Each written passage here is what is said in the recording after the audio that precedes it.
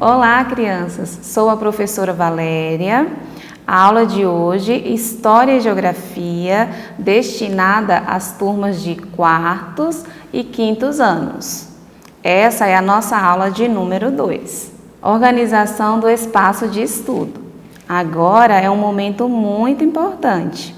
É o momento de organização. Esse processo é importante para a sua aprendizagem. Agora, você vai encontrar um local adequado para assistir à aula.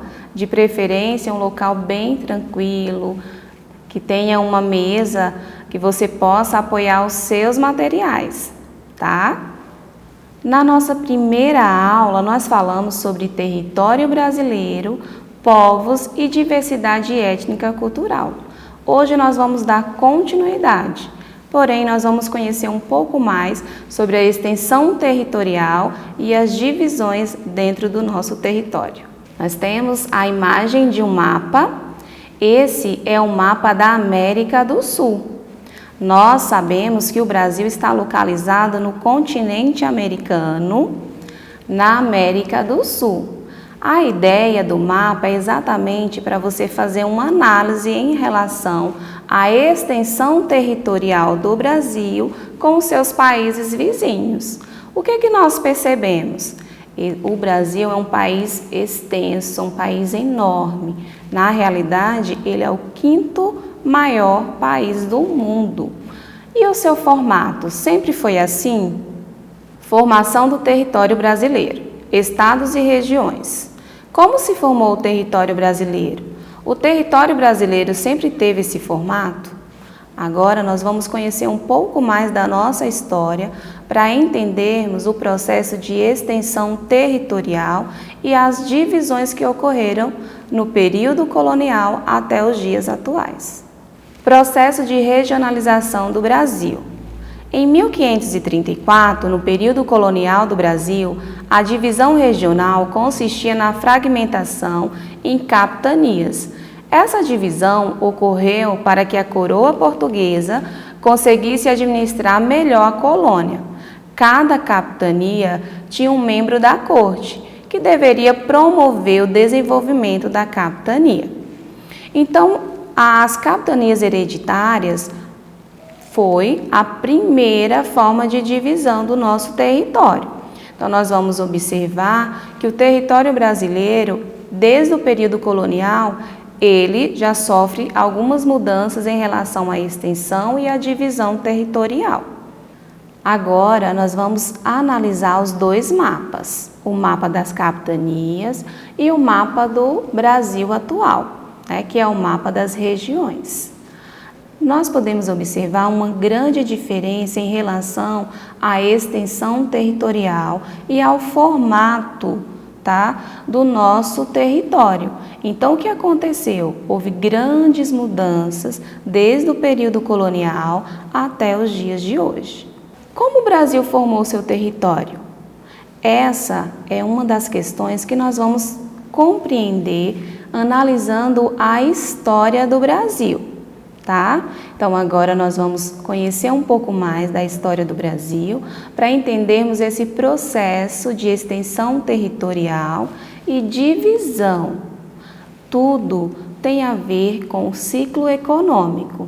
Economia, sim, tem a ver com o desenvolvimento econômico do nosso país. No ano de 1500, os portugueses chegam ao Brasil, encontram os nativos, os indígenas, e começa a exploração do pau-brasil. Com o passar do tempo, em 1534, existe o início do plantio da cana-de-açúcar. Com o plantio da cana-de-açúcar, ocorre já o desenvolvimento dessa região, hoje, região Nordeste. Com a necessidade de mão de obra, chegam ao Brasil os africanos para trabalharem como escravos na lavoura da cana-de-açúcar. Com o passar do tempo, no século XVI, na região hoje conhecida como região Norte, encontram-se as drogas do sertão.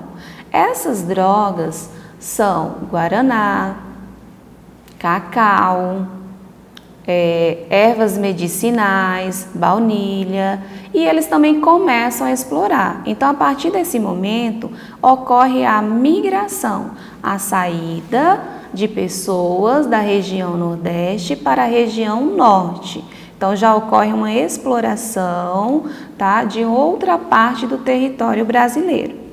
No século XVII, ocorre na região Sudeste o encontro de minas, a exploração do ouro inicia na região Sudeste. Exatamente nesse período, né, nós vamos perceber que essa região ela começa a se desenvolver, a crescer. E aí, em seguida, vem o plantio do café, tanto na região Sudeste como na região Sul.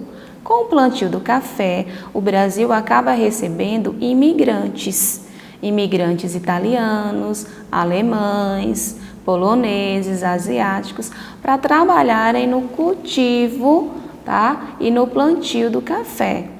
Então, essas duas regiões começam a se desenvolver, tá, tanto em extensão territorial como economicamente. Com o plantio do café em desenvolvimento, surgem, né, as indústrias, tá? Então, os portos são criados, ferrovias nesse período, e o Brasil ele começa a ter esse formato que hoje nós conhecemos. E a região Centro-Oeste?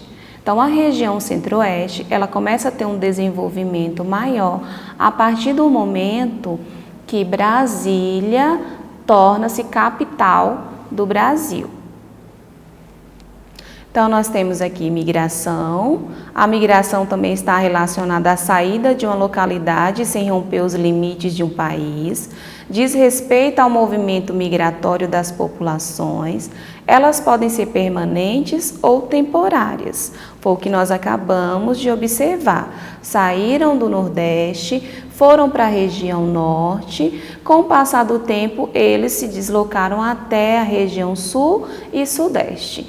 Isso acontece até os dias atuais. Migração, entrada de uma pessoa ou mais, né, pessoas em um país estrangeiro para estabelecer nova residência. O indivíduo que imigra é chamado de imigrante. Cultura brasileira. A cultura brasileira é o resultado da miscigenação de diversos grupos étnicos que participam da formação da população brasileira.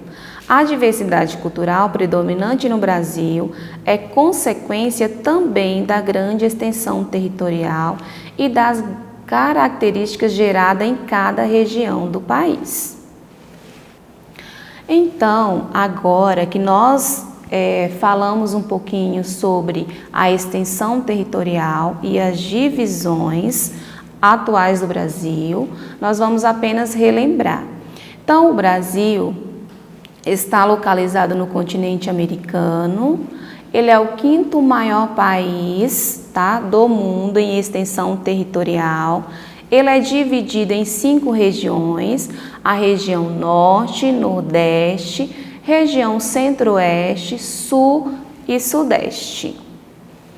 Essas regiões foram divididas em estados e os estados foram divididos em municípios. Na próxima aula falaremos um pouco sobre isso.